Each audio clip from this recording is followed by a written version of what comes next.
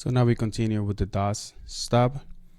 And here, this only exists for backwards compatibility.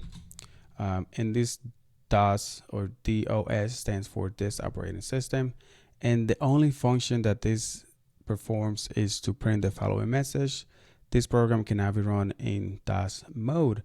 And we saw this when we were looking at the file extension. We were trying to identify what the file was, because we actually got a JPEG. It was a .jpeg file, but when we loaded it in PE Studios, we actually saw that it was a .dll file with the hex of 4D5A, and which if you decode that, it actually means MZ. And the PE header. In the PE header, basically defines the executable, and it holds the signature to represent the portable file in PE00 hexadecimal 50450000. It also gives you the machine type, the number of sections that it has, which we're going to go over in this video. It's the last part, and also have the time and date stamp of when the binary was compiled, or it was created, and also the size of optional header as well, which is down below.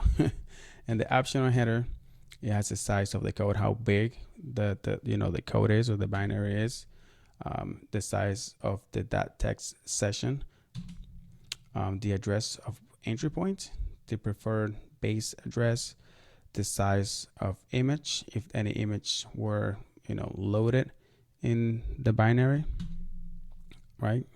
And this size is taken in memory, the size of the image.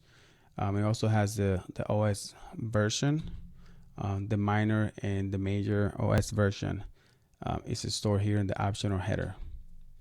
And in the section table, we got the virtual size, which is the size of all the sections. So the one below it, the size of the raw data, which is the size of the data section, the characteristics of the PE or the portable executable, which is if it's readable, writable, executable, etc.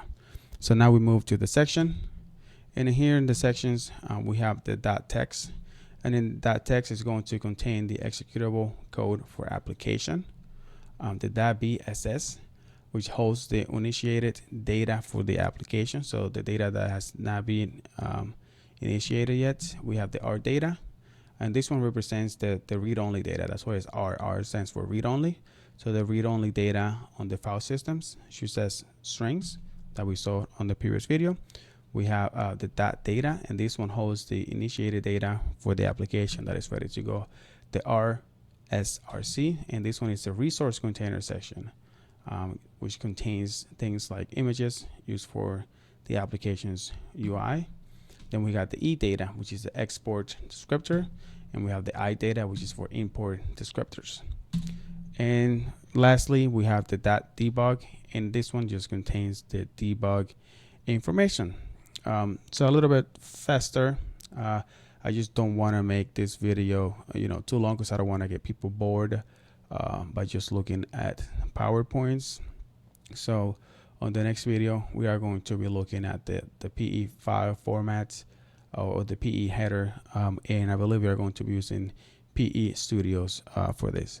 So this is it for this video, guys. Hopefully you guys enjoyed this video, and I will see you on the next one, guys. Bye bye.